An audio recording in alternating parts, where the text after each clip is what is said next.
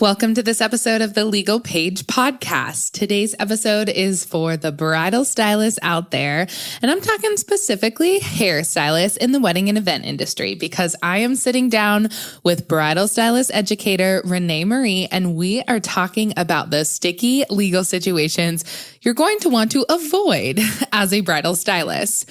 Renee has been mastering the artistry of bridal hair for the past 17 plus years, and since she was just 16 years old, attending beauty school in New York. Once a bridal hairstylist to now traveling all over the US, teaching over 50 plus bridal hair education classes. She is featured on some of the most influential industry platforms and brands such as Modern Salon, Behind the Chair, Kenra Professional, Design Me, Biolage, and more. Founder of Bridal Beauty Confidence, a community of like-minded stylists who all support each other in their bridal styling and business journeys. And Renee mentors them all along the way. And now she is launching her newest endeavor, Bridal the Business, a mentorship program for bridal beauty entrepreneurs. I cannot wait for you guys to listen in to everything Renee Marie has learned over the past almost 2 decades in the industry. And we relate that all back to legal to-dos for you as bridal stylists in this episode. So let's get to it. You're listening to the Legal Paige podcast, where we chat about life and business with a legal twist. I'm Paige, attorney and photographer helping online businesses and creatives tackle their business dreams without breaking out in hives. No more legal mumbo jumbo. This podcast features simple, bite-sized advice that'll have you legally legit in no time. Are you ready? Let's get started.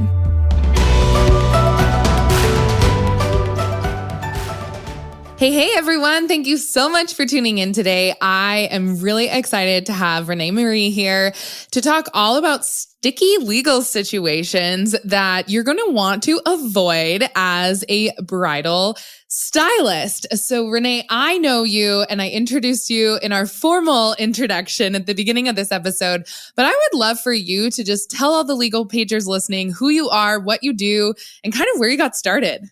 Oh, girl, this is a long story, but I'm going to try to cut to the chase with this one. And thank you so much for having me on the podcast page. So I am a bridal stylist turned educator. I am now an independent educator.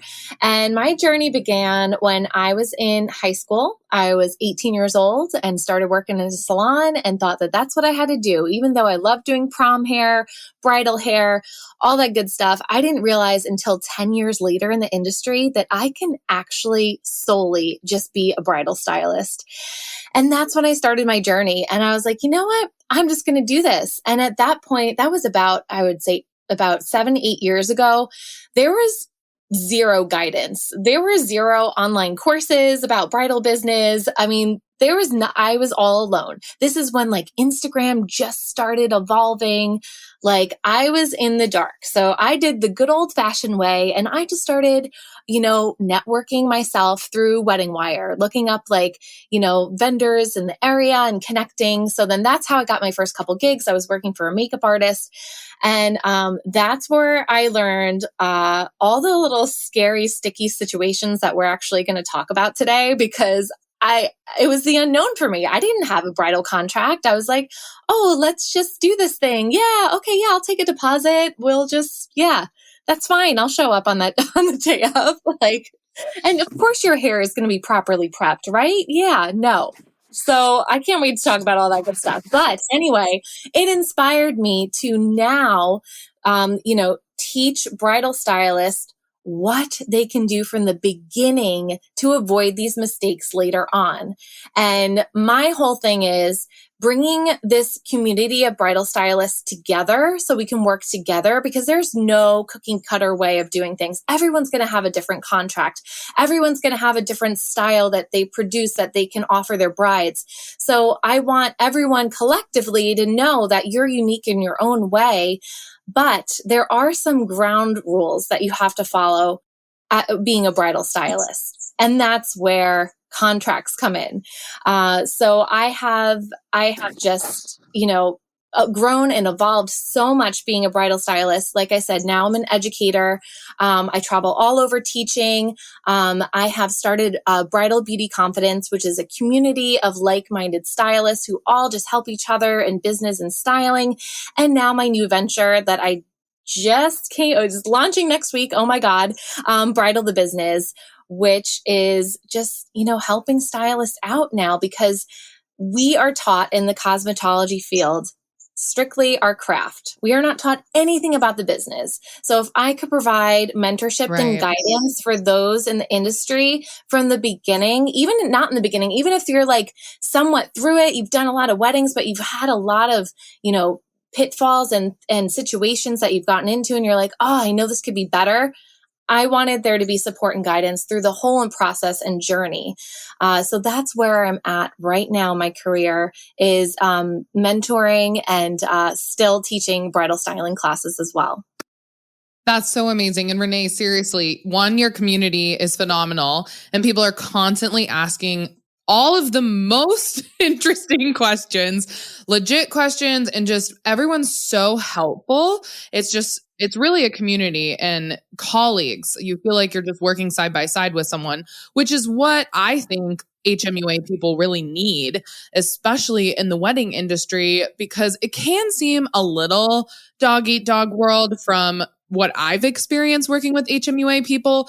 But if you kind of like hindsight's 2020, and if you look back on where you first started in the industry, you really wish you just have those good biz besties and you have a community of like-minded entrepreneurs who probably aren't even competing with you because they're in completely different states and completely different areas of the country. And that's where you can come in with all of your expertise and your community of phenomenal HMUA people. So let's just start off with kind of some like basic things that you wish you would have known back when you first started out in your career as a bridal stylist. What are some, you can say legal things, but even just basic business things that you pushed off till later that you really wish you hadn't? Oh my God, this is like such a great question. And there are like so many things I wish I would have had in place in the beginning, starting off with, having a solid contract. Like I just was like, okay, yeah, I'm going to throw this together. Yeah, you'll pay a deposit. That's great. Nothing about like, oh, you won't get okay, yeah, you won't get the deposit back. But like, what if you cancel last minute? How does that work? I wasn't like, oh yeah, you have to pay half of it up front if it's within 2 weeks or whatever. I don't know. I had no idea what to do with that. And there were a couple things like timing. Like I would have brides show up late. I didn't have that on my contract in the beginning. So that's me wasting my time just sitting around for no reason. And also, realizing that, hey, maybe I should have them pay up front instead or prior to, instead of just the day of. So those are some of the things I learned that's a good one. real quickly. That was a total mistake and that I should have had my, bases covered before that. But it was a learning process. And those are the things I would say I just wish I would have known in the beginning is like, make sure you have all these things in your contract. And, even if you do sometimes they still won't listen. I mean, the whole hair prep thing kind of goes out the door sometimes, but at least you can say, hey, I'm going to charge you $50 more if your hair isn't properly prepped. And that kind of lights a little fire under their ass or makes them read that contract a little bit, more thoroughly. Yeah, exactly. And it's like you're setting the precedent at the beginning. Then you can always go back and point to the contract. So you don't end up necessarily being the bad guy per se and like making these rules up willy-nilly or being like, oh crap, I didn't have that, but this is an issue. So how do I like trudge backwards a little bit? So yeah, I mean, you really hit on all of the things that our particularly like legal Paige HMUA contracts have. You guys, if you're listening, just know we have like one dedicated to hairstylists, one dedicated to makeup artists. And then Renee, you probably know this as well, is lots of hair and makeup artists do it together. So there are people who of course do it separately, but we just know that there needed to be a combined contract out there because if your business or you yourself, oftentimes your business will like hire out subcontractors. And so with your clients, you just want them to sign one contract for hair and makeup. And so we have a combined contract for that. But what Renee's talking about is basically hitting on all those hairstylist things that are so specific to just bridal stylists that if you don't have those in your contract, you're kind of missing out on some biggies. And I would say this, I'm just going to add this one last thing in here. As I have been looking at contracts lately, we've been revamping a lot of our contracts, and I always just make sure I have my eyes on them every few months and making sure they're fully updated for people when they purchase in our shop. I was looking at the HMUA contracts and I was thinking to myself, you guys have the most intricate fee section that I have ever created in a template contract before, because it's very different than other wedding vendors. Lots of service providers are there to perform their services the way they do it, and you are kind of signing on with them. And it's different, right? Like you guys have a certain style, especially I would say makeup artistry, but at the same time, you're really serving your clients' needs and what they're asking for. And then you have a lot of prep involved. But the fee section is really interesting for you all because you have things that I would never have thought about. And I've talked with you and I've talked with other HMUA people in the industry, and they're like, oh no, we charge for like early morning rates because it's hella early sometimes that we have to be there, because then the other vendors show up at regular hours, 8 or 9, and we got to be done by then. Assistance is a big one, like subcontractors, day of late fees, like you said, if they're late, which is a common thing for bridal parties. We've all been there, done that. Like things happen, people are late. You know, brides and bridesmaids are just never really on time. Travel fees, parking fees. I never thought about that. Like if you're at a large resort or hotel, like the in and out with parking fees is like, you just want to be there, do your services and get out. Federal holidays, and then trials. So I just like did a little list for you all listening. That fee section is so much bigger and more intricate, and you need to make sure that's detailed and spelled out in your contract is very different than other wedding vendors. So I'm glad you pointed that out, Renee. Do you recall like one big sticky situation, the first like 1 to 2 years of business that you remember that you want others to learn from? Because I think that's always really helpful for people. We've all made mistakes. We all were newbie business owners at one point in time. So if you can just recall, I mean, you've been around the block, like you know things that most people don't in the hair industry. And if you could just like relay to people, like, I've been there, this is what happened, and please avoid this mistake at all costs, that would be awesome. Oh my God. Okay. I need to like name these top 3 because they are vivid in my mind because they were just so horrible.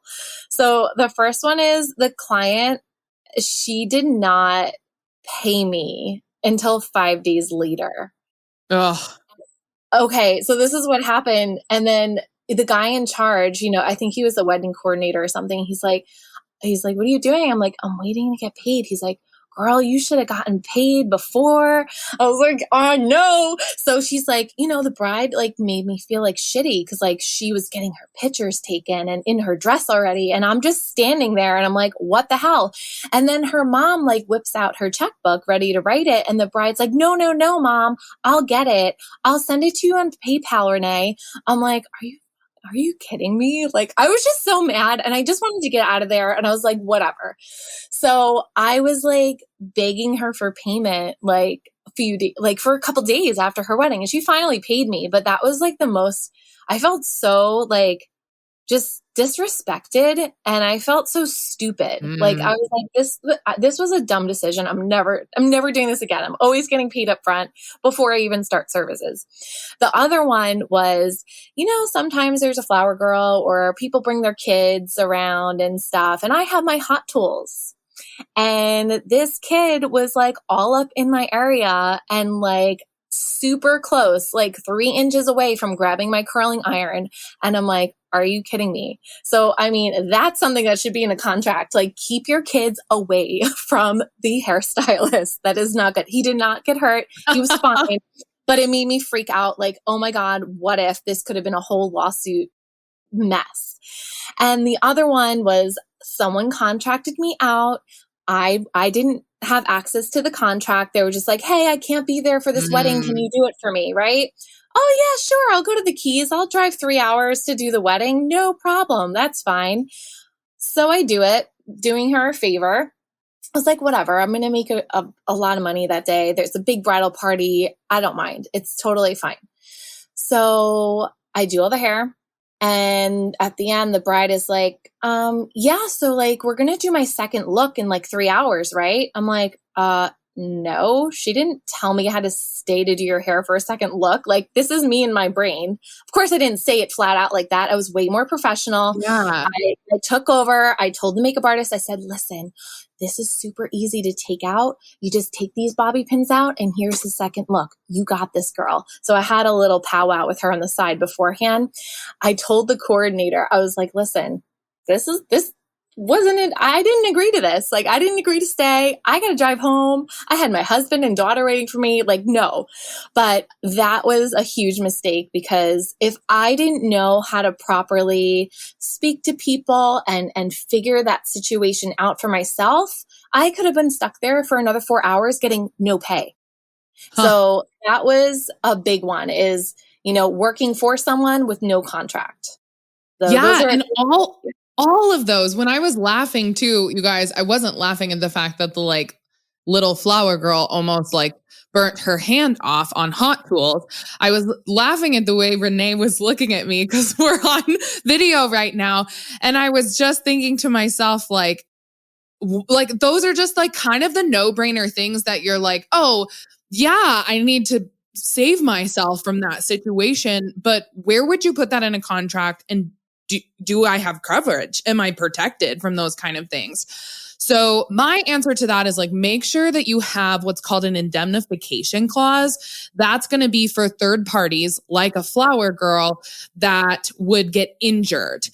Any like negligent act that could occur that involves you, i.e. someone negligently, obviously not intentionally like touching something or hurting someone, and then you would get wrapped into it. An indemnification clause essentially would be like the client doesn't hold you responsible for third parties getting injured when your services are happening. And then like Renee was saying, I mean, you could even, if that's a situation that has occurred in your business before, or like she was so close to that happening, she can even spell that out, like i.e. in a parens in her contract. She could go to that clause and be like, for example, and then explain that situation and maybe another one that has occurred in her, time with just some third party showing up and doing something that affected the way she was styling people's hair or just the services she was providing. Yeah, super interesting. And then I also thought about, this always happens on podcasts. You guys know this if you listen to my podcast religiously, but I always think of, that's a new contract I could create because that's how I work as an attorney. We have like an associate photographer contract that's so in depth from the photographer, like hiring an associate as like a contractor. And as you, Renee, were talking about how you were like hired by someone to go to this big event and you were like, oh, I'm going to make all this money. And then all the shit went down, right? Like all these things happened that I assumed wouldn't, but they did. And that is something that could be resolved in like an associate bridal stylist contract. And that is a contract you would sign between the company and yourself. Obviously, the contract between the clients as well would be separate from that. But then you could have alerted the company, like, I don't care what you have like contracted with them. You owe me XYZ for all of these things if I have to stay 4 or 5 hours later. So super, super interesting, Renee. Thanks for bringing that up.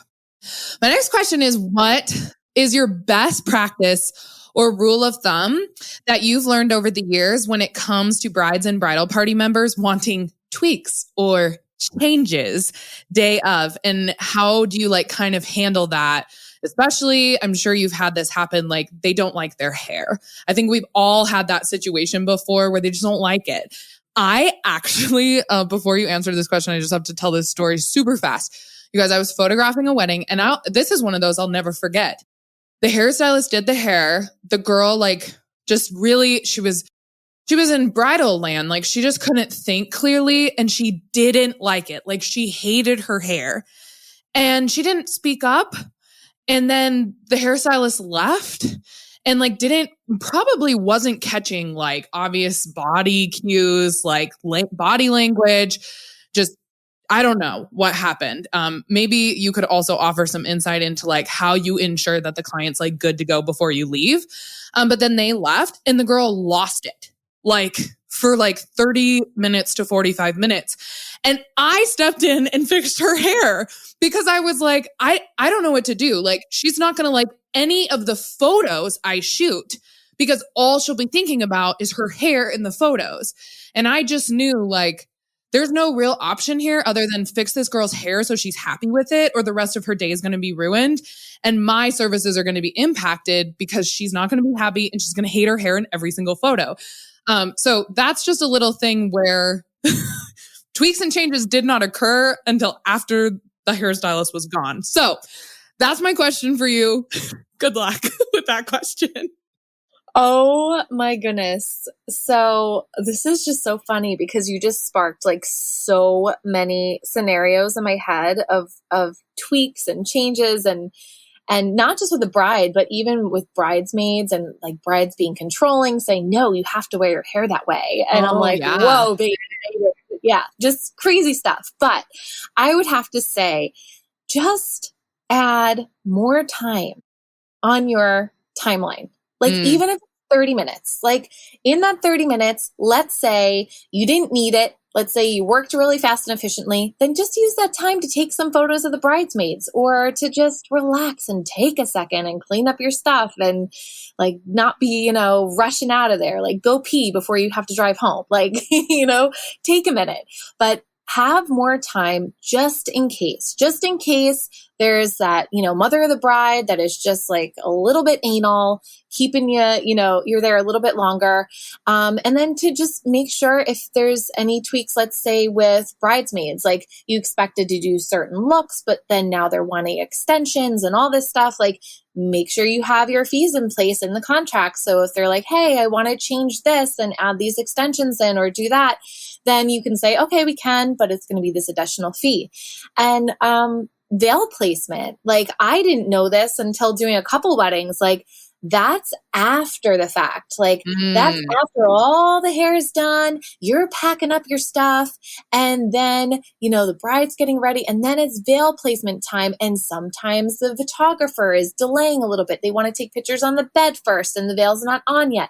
You're waiting there and you're not getting paid. So that was another thing is I tweaked my contract and said, hey, there's going to be, at an hourly rate if you'd like me to apply, your veil to your hair. So those are just like little things. No, the veil placement one. I'm like, that is so smart because literally you and I are talking to each other here in terms of I am usually the photographer placing the veil after the fact, and the hairstylist is long gone. And just having a clause in your contract too, that's like, if I'm not there, you hold me harmless for any issues related to your hairstyling with veil placement errors, basically. Like if I'm not the one doing it and someone else is doing it, like I'm not really in control of how that's going to look with your hair.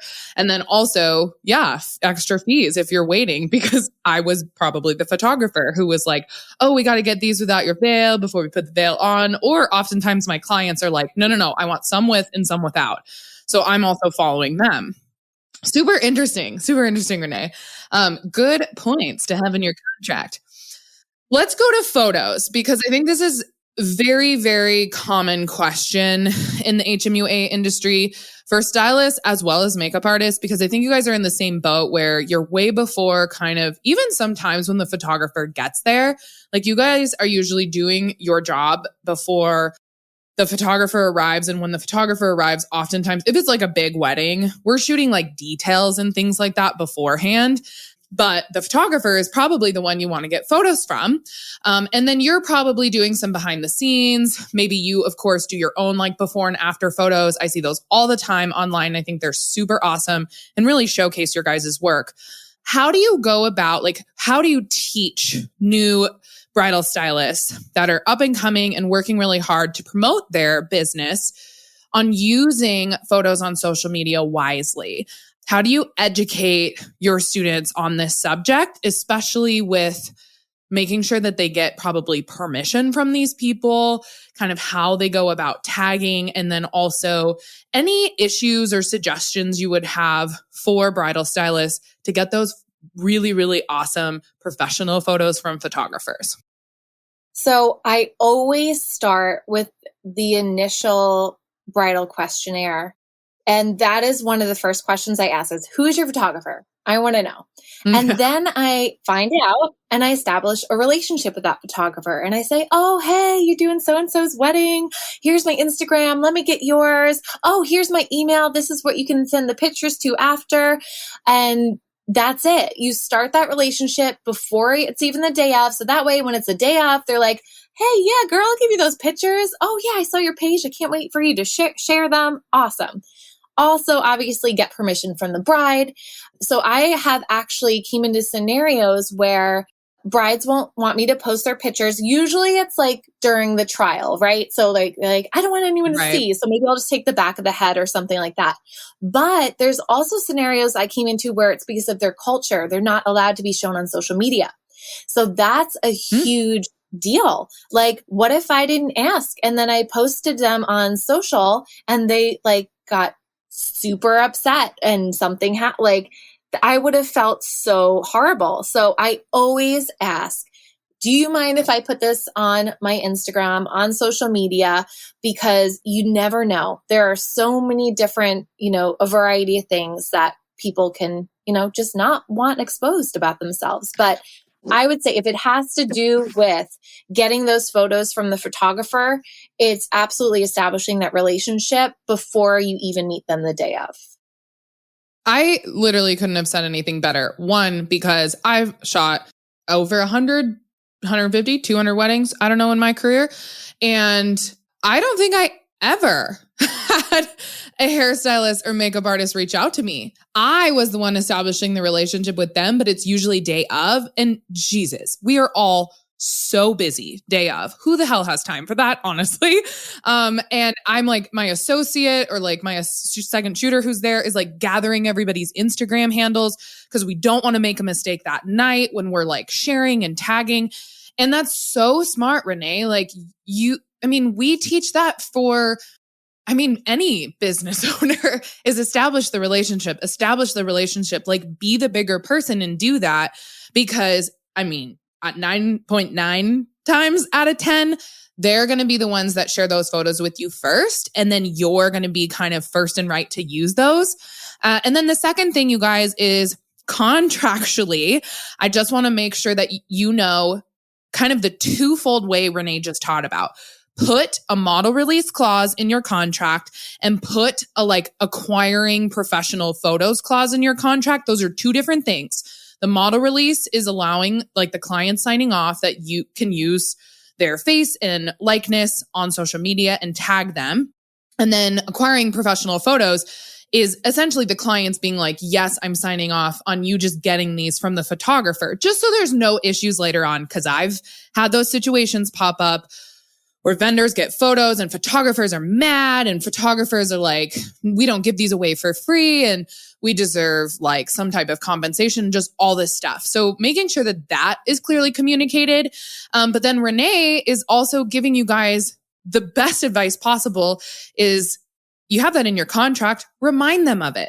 Do a questionnaire and get a second okay and approval from them because those two check marks, them signing the bottom of the contract and them saying okay in a questionnaire that you have documented is a double whammy for you to be protected. And that's important.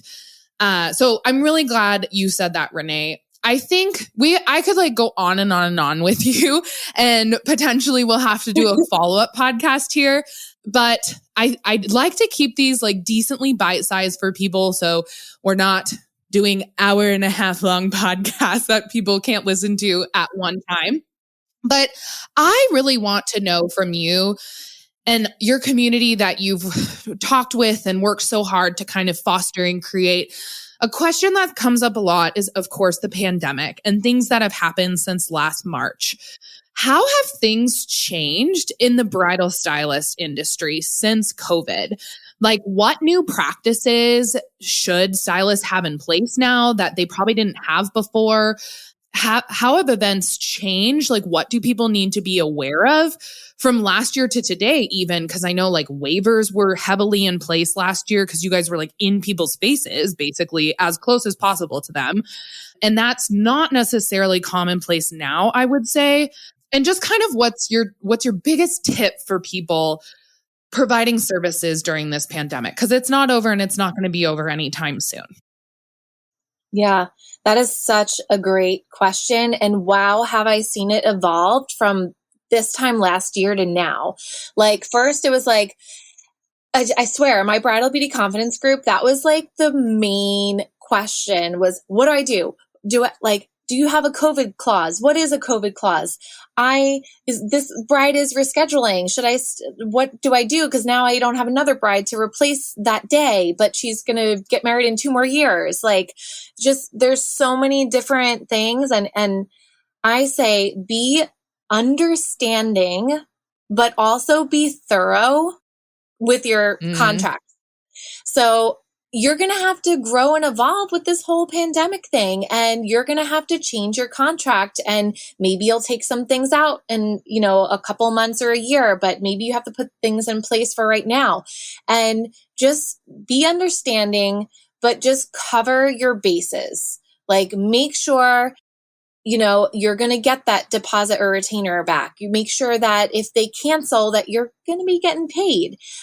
Make sure that, the brides aren't using COVID as an excuse, because now it's changed so much. So if you really, do some research and some bride is like, yeah, I have to cancel because of COVID, you're going to be like, I'm going to call you out on that. What? Like it might not be the case. Like people could just be using it as an excuse. So I would say now, like, just the most thing that's changed is, first of all, like bridal stylists need more guidance than ever in the business, because there's just such a variety of situations that you have to deal with right now.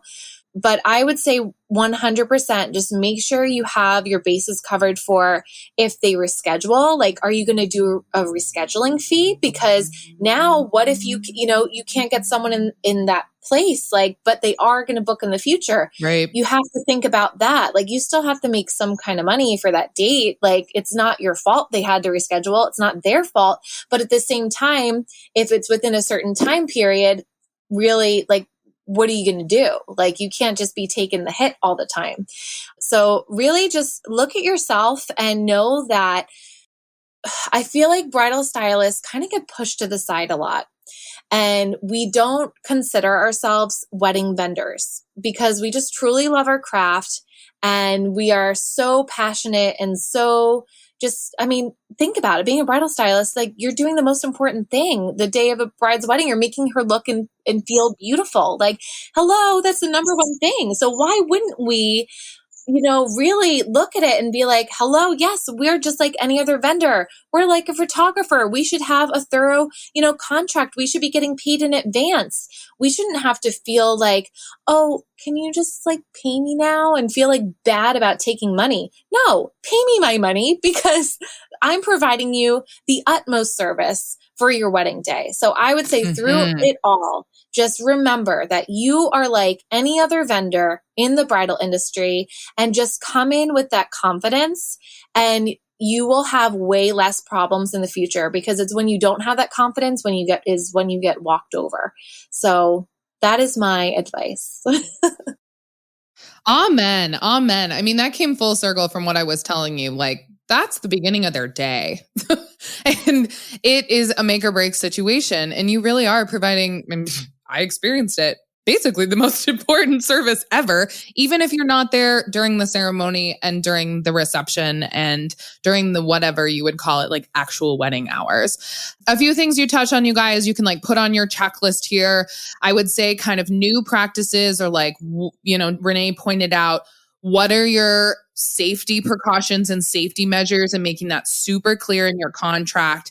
Making sure you have probably what's called an acknowledgement of COVID clause, where the clients acknowledge that COVID is a thing and they are planning their wedding and event during a pandemic. Things can change. They acknowledge all of that. And then they acknowledge that you don't have a free reschedule situation due to COVID anymore. You guys, I push this just down people's throats because I want you guys to be successful business owners. In March, April, and May-ish last year, 2020, that was a thing. We all were in the same boat. We all didn't have this in our contracts. We were all dealing with rescheduling and cancellation situations, and we were just trying to serve our clients really, really well. And we were just transferring retainers and transferring fees paid to other dates. We are in May 2021. Everybody and their dog knows what's going on in the world, and your clients do too. Like Renee said, don't let them use it as an excuse, and don't give them a way to use it as an excuse. Put that clause in your contract. Make it conspicuous, point it out to your clients, have them initial it if you need to, that your rescheduling fee is X. It doesn't matter when the time period is for rescheduling, but if it's for COVID purposes whatsoever, there's a fee involved. And Renee, I would say too, commonplace now is, I think from last year to this year, basically the whole event industry has realized that like just allowing reschedules to happen within a certain period of time. I think pre-2020 contracts often said, if you notify me and reschedule within 90 days or 120 days, that will just transfer your fees, and then there's no rescheduling involved. No fee, additional fee, because usually you could like book those services within that time period. And I think commonplace now, you guys, I'm just going to like come out and say this, and you guys know I make bold statements because I have my hands and like eyes on the industry all the time. I think people are doing away with free reschedules, period, across the board, because you don't want to like let COVID be a reason. You don't want to let other things be a reason. You don't want them to find some excuse. And, we all love our clients. Like we're just like stating like little tiny situations that could occur in your business that could really emotionally affect you, and also just affect everything that's going on in your world when you're super, super busy with weddings. And I don't want that to happen to you. And I think we can serve our clients really well by being super clear in our contracts and just stating, if for any reason rescheduling happens, there's a fee involved. It doesn't matter what time period you do it. Like, I think that is becoming commonplace, Renee, a huge industry shift from 2 years ago where we were being a little more lenient and we were trying to really serve our clients well. And here's the thing, you guys, if you have that kind of concrete language in your contract, that is what you go with, but you could always be the good guy. And if there's weird situation, a death in the family, just something catastrophic, you can be the one to be like, I'm not going to charge you a fee for this situation. And then they feel like you are just a godsend to them. So I always say, make it more concrete in your contract. It gives you more wiggle room later on. The reversal is not good. Don't end up in that situation.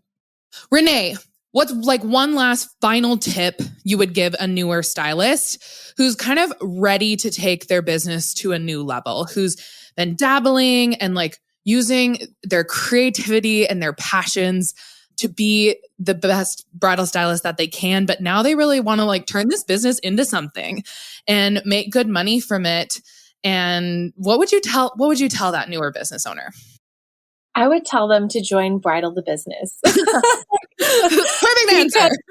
Yeah, because we will have your bases covered from point A to point B to point C, everything. I mean, just the main thing is just make sure you have your checklist down. Like, if you have your checklist down of everything that you need with your business, then there's no going backwards because of, oh man, I don't have this. So now I feel, stuck, or now I feel like I'm not, as confident enough as I can be because I don't have these things in place.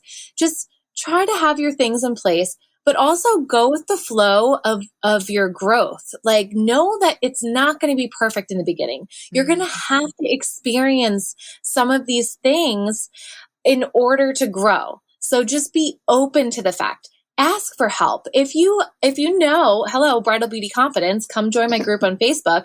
If you know you can join this group of like-minded stylists and ask any question that you want regarding the business, take advantage of it. Network with people so that you're not alone in the process.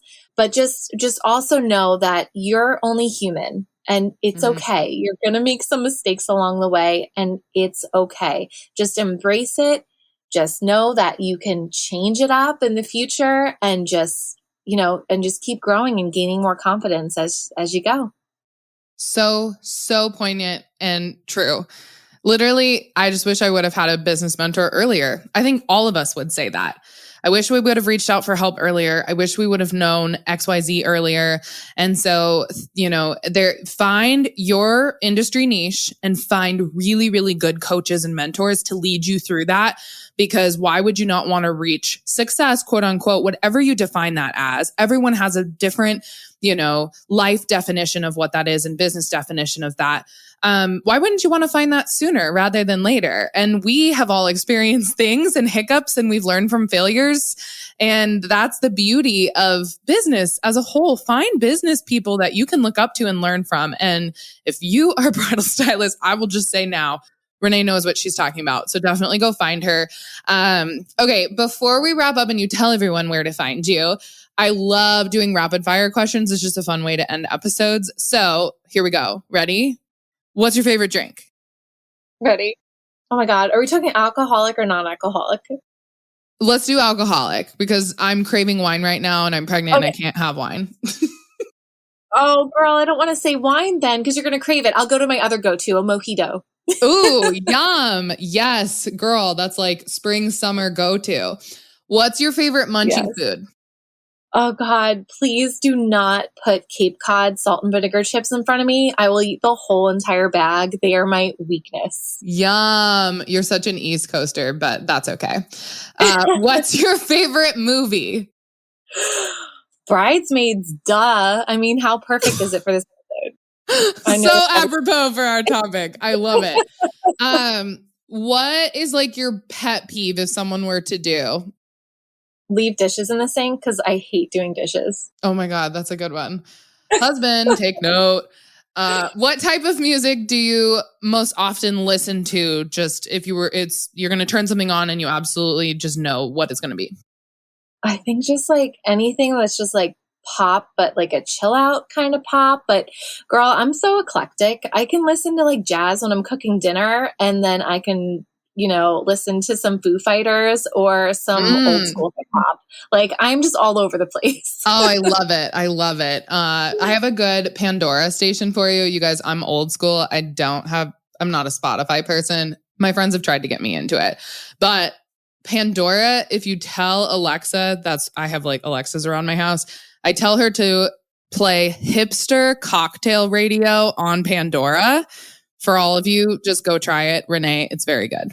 Next time you do, you're cooking away and you want to listen to something eclectic. It's a good station. What is the funniest thing that's happened to you recently? Honestly, my life is an absolute blur right now because I'm a mom of an 8-month-old and 11-year-old. So I couldn't tell you what I ate yesterday, let alone the funniest thing that's happened to me recently. Oh, I love it. I love it. Well, Renee, it's been awesome to have you on the podcast. Thank you so much. Of course, people are wondering, where can they find you? Where can they go to get questions? Let's make sure we tell them about your open group on Facebook too, that they can join, and everything that you have coming down the pipeline. I'm so excited to share it with everybody. Oh, well, Paige, thank you so much for having me on to air today. This was so fun. We have to do it again because I thought of like a million other different things we can talk about just for fun. I mean, it was so fabulous talking to you.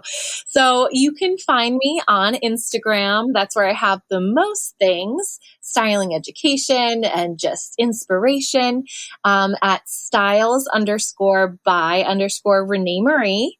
And if you go on Facebook and go to Bridal Beauty Confidence, it is my open Facebook group, and you just click to join and I will add you in. And then you can also go to my website at confidence.com/store, where you can view all of my lovely products that I have for you all the classes I've taught online. Hello, COVID. Yes, I have a lot of online classes for you all, and online courses.